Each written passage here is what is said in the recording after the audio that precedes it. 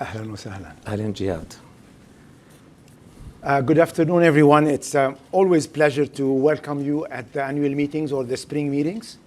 And this is one of the most interesting moments where we seize the opportunity of the presence of ministers and governors to discuss some of the most interesting but yet challenging cases.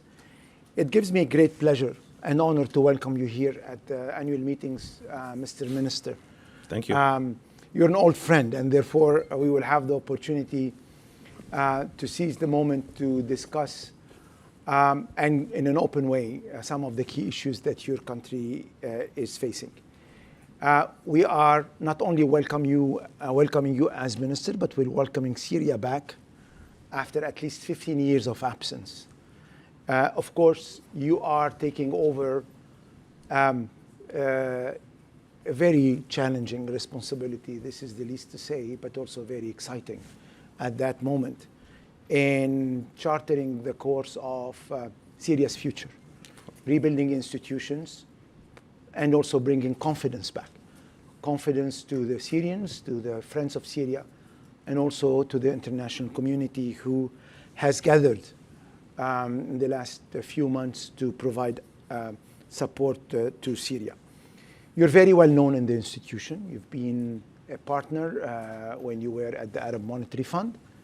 And for years, we had the opportunity to work together and interact together. You need no introduction. But for those who are joining us for the first time, Minister Barnieh has a long experience in international finance at the Arab Monetary Fund, but also in financial sector development and capital markets development back in 2006, 2007 in Syria. After education, that part of it was done in the US. Without any further ado, I think we have half an hour to spend on maybe taking a bit some stock of what was the experience so far in the next 6 to 7 months, but also share a bit more with us. How do you see the priorities going forward? And let me start with this as my first question. What type of hope you see for Syria, and how do you see, this mission that you are now in charge of, helping Syria develop itself over the next few years? Thank you, Jihad, for the invitation. And let me start by send a message of appreciation to those who helped Syria in the last 6 months, especially country in a region like Qatar, Saudi Arabia, and others, and also institutions. They stand by Syria, and this was very helpful. When you see 1 million Syrians return in 8 months to Syria, that gives me hope. 1 million had returned so far since the beginning of the year back to their homelands. This is hope. 1.7 million within Syria, they went back to their home. That's hope. When you see the Syrian youngsters with the skills and readiness to join the government and readiness to provide so many volunteering time, that gives me hope. When you see investors coming to Syria every single day, that gives me hope. So definitely we have hope, and definitely we're going to change things around. And Syria has a great future, and you could see the optimism in every single eye of every single Syrian.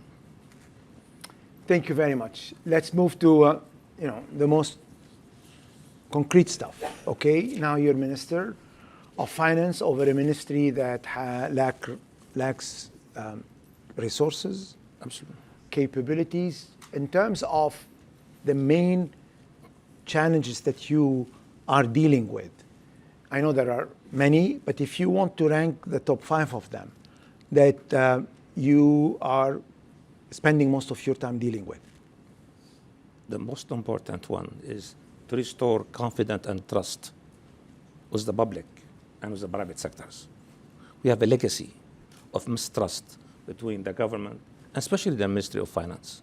So I spent the first few weeks talking to the people, talking to the Chamber of Commerce, Chamber of Industry, go to them.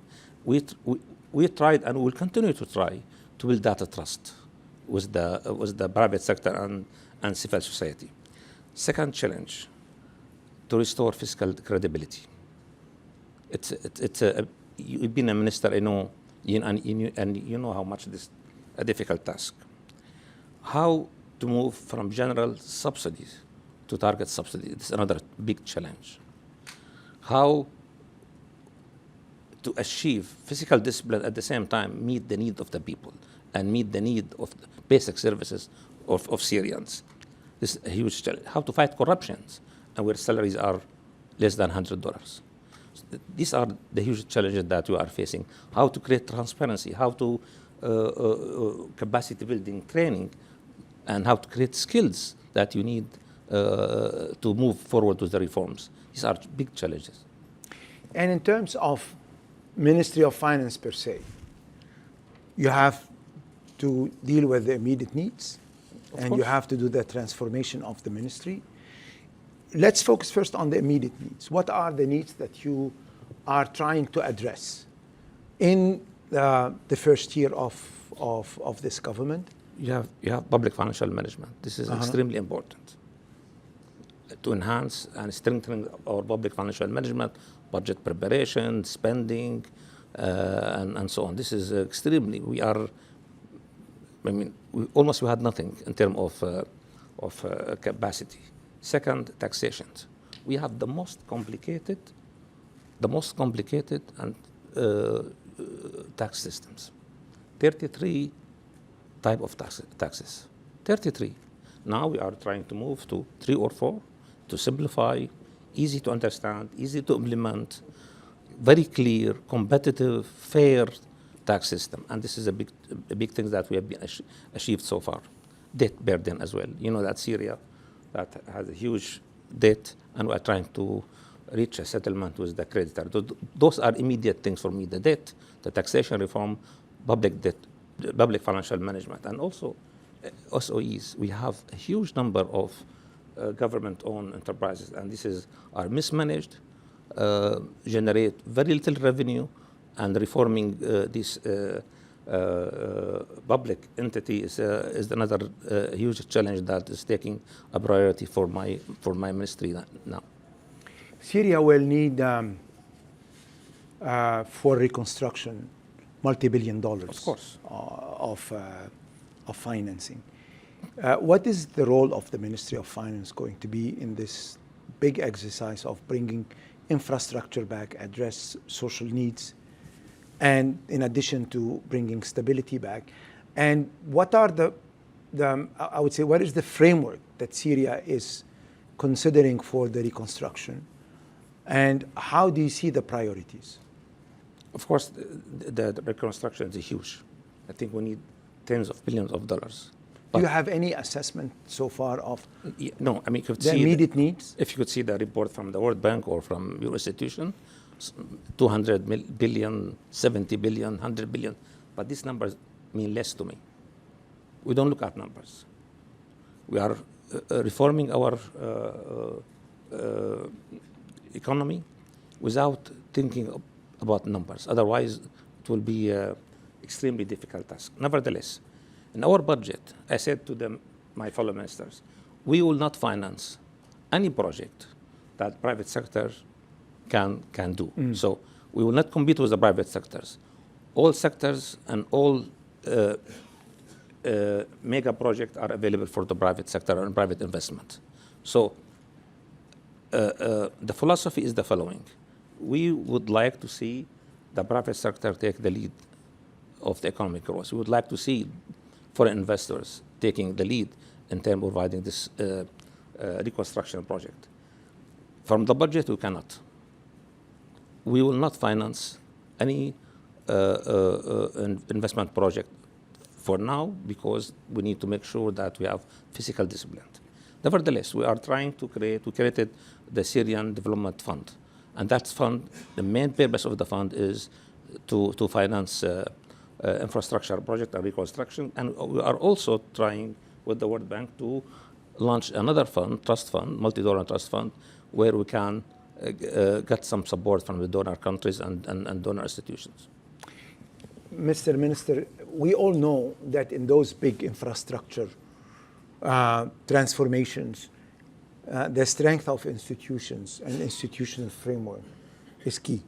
Absolutely. What is the framework that you have in mind, in both in terms of involving the private sector, but also in making sure that you have the right governance of this large public spending requirements? If you look at our reform agenda now, every single piece of reforms is focused on how to create the ecosystem to support the private sectors and how to create the ecosystem to support attracting foreign investment. We have changed the investment law. We are working on the company law, the labor law, the taxation laws. All these laws being modernized to support private sector-led economy, to support our ability to attract investment. So all our reforms geared toward creating the ecosystem, the conditions that make it easy for the private sector and private investors to come to Syria. And in terms of your relationship with the central bank, in terms of the interaction between fiscal policy, monetary policy, what is the framework that you have already thinking of or negotiating perhaps with them? Yes, I think we are in very close contact with the governor. We talk every single day. Just for you to know that we have cleared all outstanding debt for the central bank, so we have zero. We paid all the outstanding areas to the central bank. You mean as treasury to the central bank? Of course. Okay. So zero, now zero. And we have surplus in our budget. So we will be keen not to borrow from the central bank. That's the promise that I made to the governor. We will not finance the deficit in case from the central banks. If we look forward 5 years from now, as you said in the introduction, Syria is a country where the role of the state was dominant. Absolutely. And with a large number of public entities, SOEs, and also with an economy that was facing many, many challenges. How do you see the ministry 5 years from now as institution and as also its attributes? Will you be overlooking a large set of SOEs? No. What is the role, mandate, size of the Ministry of Finance going to be 5 years from now? At large, the government will be a small government. We would like to be a prudent, small, efficient government. That's clear. We don't have ideology for dealing with SOEs. Don't tell me socialism or capitalism. No.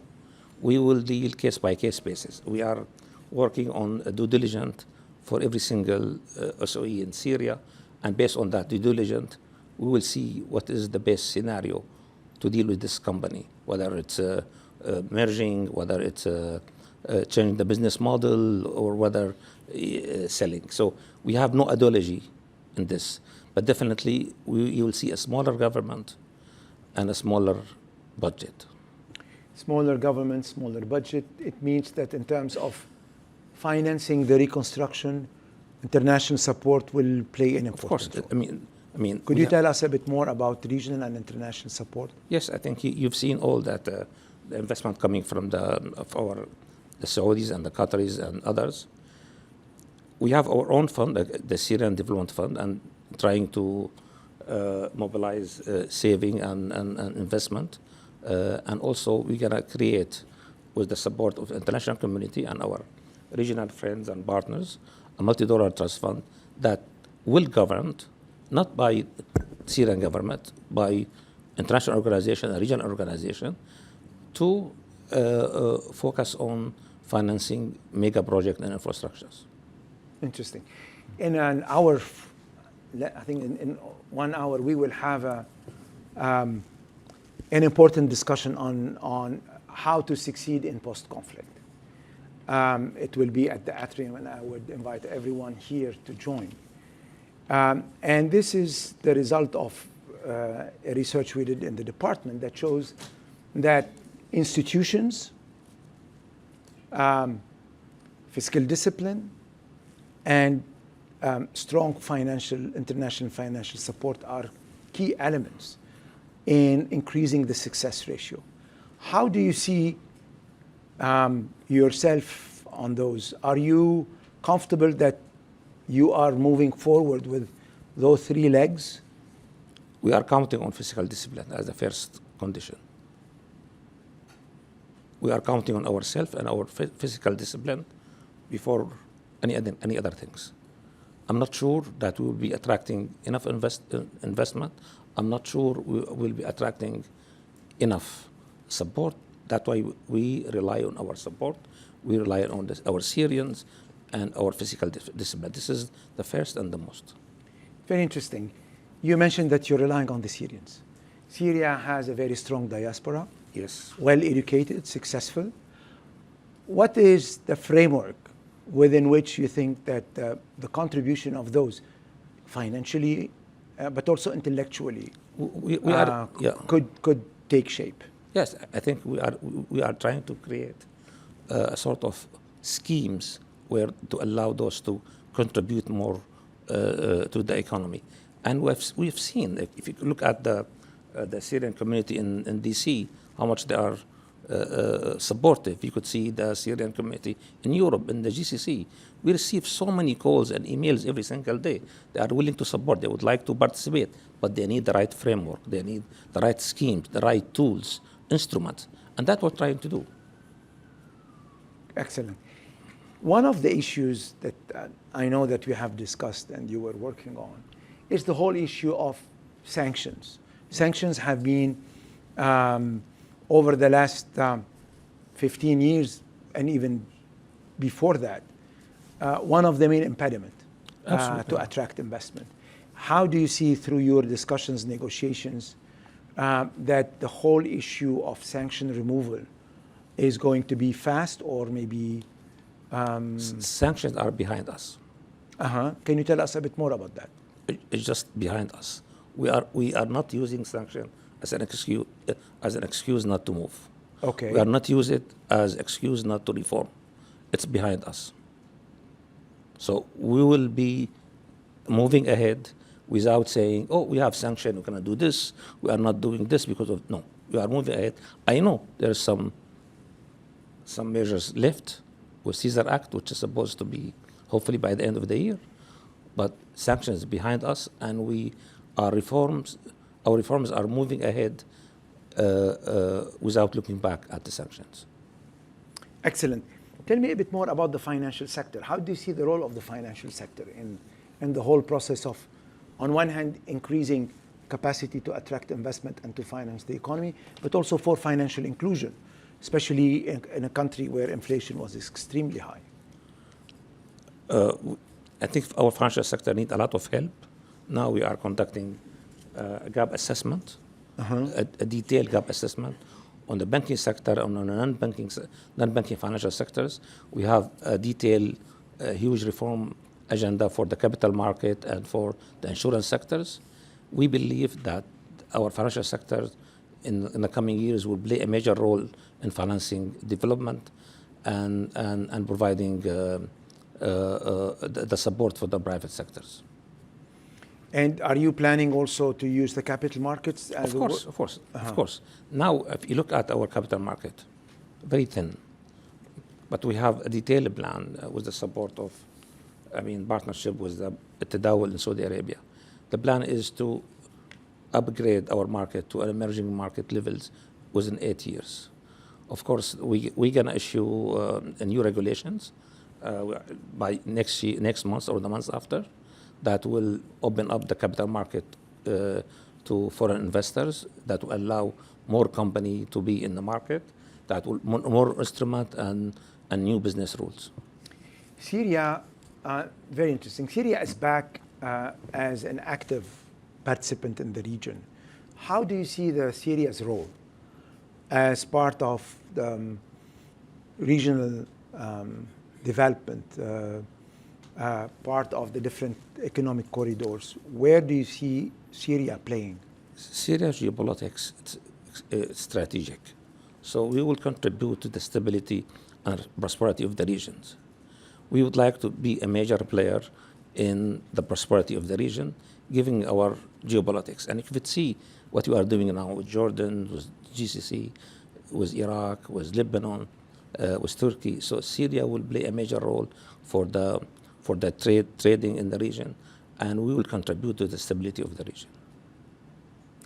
Let me now, if you allow me, move more into where we are here and discuss. There's a question from the floor also. Yes, I will open the floor for Q&A, but let me, before we open the floor for Q&A, ask you, how do you see the relationship between the government, regional institutions, international institutions?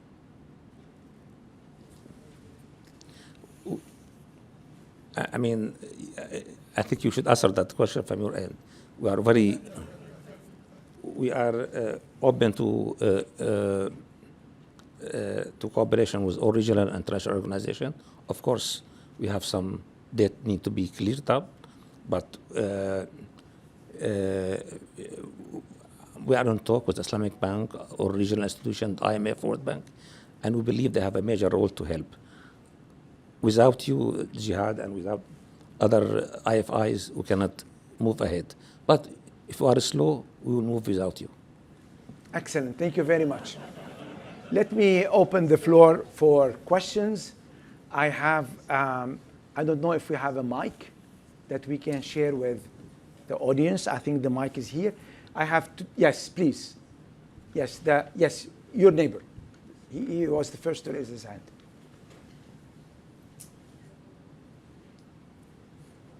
Kyle Fitzgerald with the National. Hi, Thank Kyle. you for taking my question.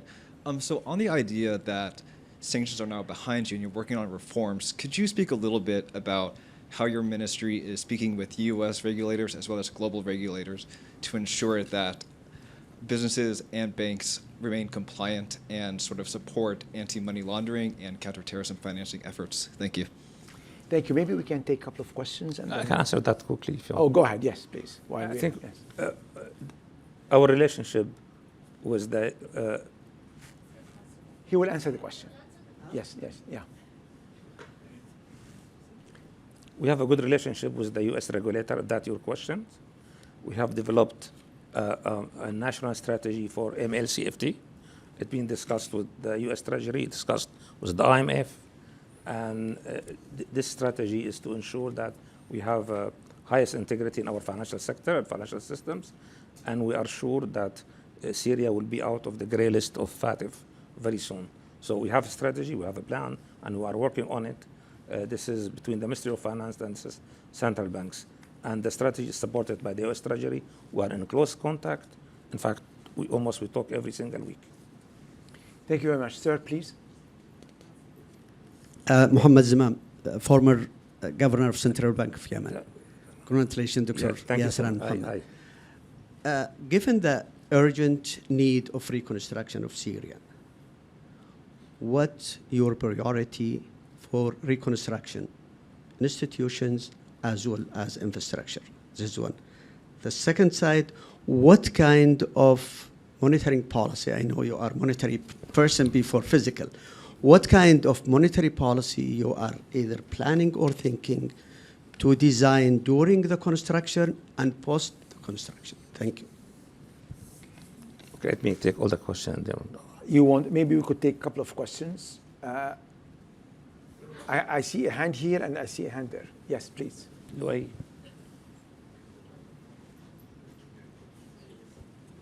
Yes. Thank you, Dr. Jihad. Thank you, Dr. Yisr. My name is Dr. Ali Zbib. My question is more, I'm a lawyer and a university professor, so my question is more legal. Obviously, on the monetary and fiscal levels, Syria is trying to catch up and be ready. My question is Syria ready in terms of the legal framework? One, for the reconstruction phase, whether it was public-private partnership contracts or FIDIC-based contracts, or even government-backed up contracts, or the private sector contracts or initiatives. And two, foreign direct investment on the level of the government providing certain incentives and privileges specifically through the Ministry of Finance for foreign direct investors, all through the midst of the security challenges currently faced by Syria? Thank you very much. I'll take the third question here from the gentleman.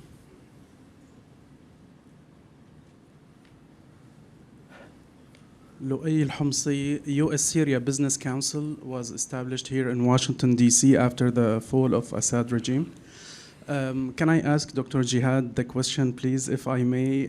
We facilitate the relationship between U.S. investor and Syria. Right now, we are in close contact with Dr. Barnieh and with the Syrian government. The economy is improving. The fiscal discipline that Dr. Barnieh mentioned, we can see the result. He mentioned the surplus that the budget has. Today, the economy is very reliant on the banking system. The people in Syria started to gain trust with the banking system. However, from a deficit point of view, from import and export point of view, most of the regional banks, I don't want to generalize, most of the regional banks and European banks are waiting for the leadership of U.S. banking sector, U.S. private banking sector, to allow some US dollar wire transfer. What is the question, please? The question is, what's the role of the IMF to give the guidance for the private sector in the United States to help all the extra effort the Syrian government is doing? Excellent. Thank you Minister. for the question. That question was supposed to be in the list, but he did not ask that question.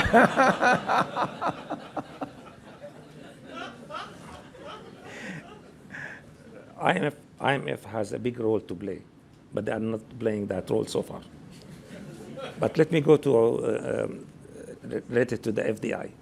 If you look at our new investment law, if you look at our taxation, new taxation systems, all geared at providing huge incentives for FDI in Syria.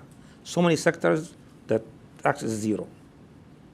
So many incentives to attract FDI.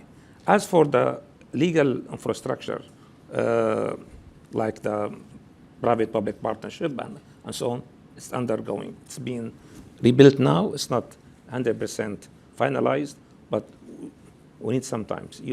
That's something a challenge that we are trying to address. The questions on monetary and fiscal? I leave it to the governor. Okay, thank you for this diplomatic answer. Sir, please.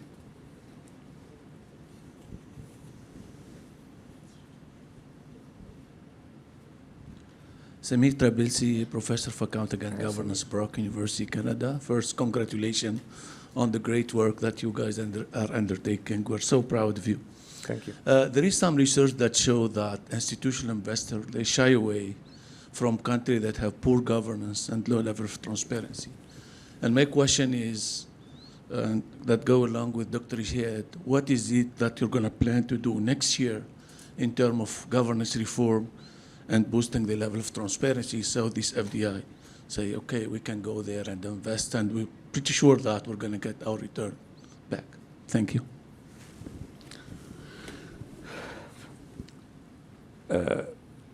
Again, if you look at the whole ecosystem of the investment, huge protection. We have created a court to deal with investment issues. We have created a lot of incentives to make sure that all investors feel free transferring money and bringing money back. We have created investment authority with one single window to facilitate all the investors' need.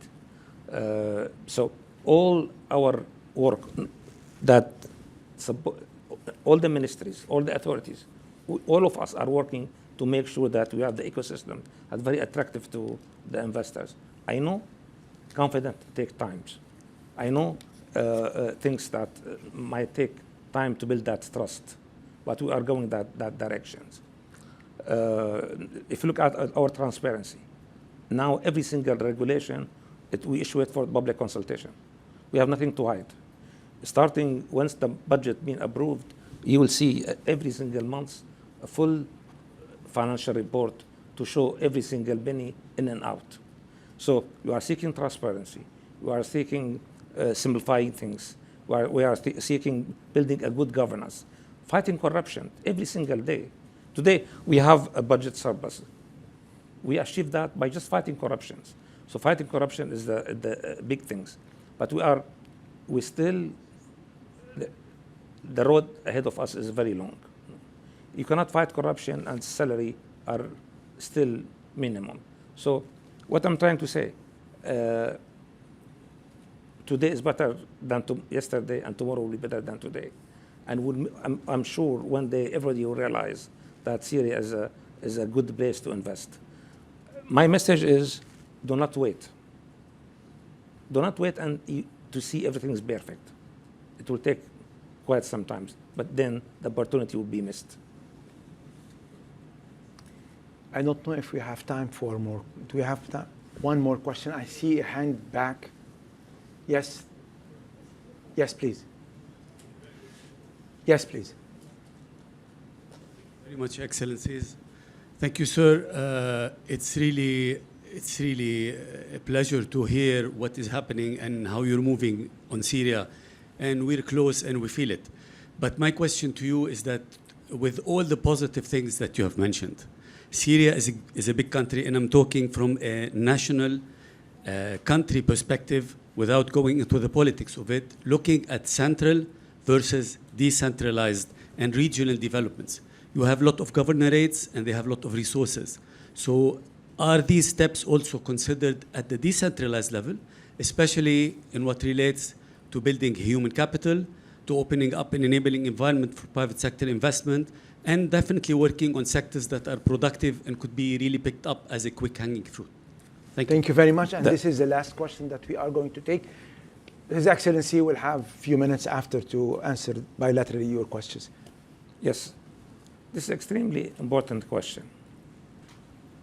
6 governance, 6 investment, taxation on investment is 0. If you invest in Deir Zor, Dar'a, Suwaida, Raqqa, Hasaka, and some other part, you pay 0 taxes. And we are trying to create more incentives to bring more investment to those rural areas. That number one. Number two, in our new budget, we allocated extra funding for those cities because we realize that we need to do much more investment and much more development. Our strategy is not for Damascus and Aleppo. Our strategy is for all Syrians. And I'm telling you, Syria in 5 years' time, it will be Malaysia. I take that challenge, and I remind everyone, Syria will be Malaysia in 5 years' time. Thank you very much. Thank you. Please. Mr. Minister, what is left to me is to thank you for taking the time. Welcome you. And thank you for changing the question. In this institution. And also to confirm the support that you know that the international community is ready to extend to you. You have a daunting task, but I'm sure after we listen to you that you have clear vision and the commitment to achieve it. Wishing you all the best. Thank you so much, and I welcome the managing director in Damascus Inshallah. very soon.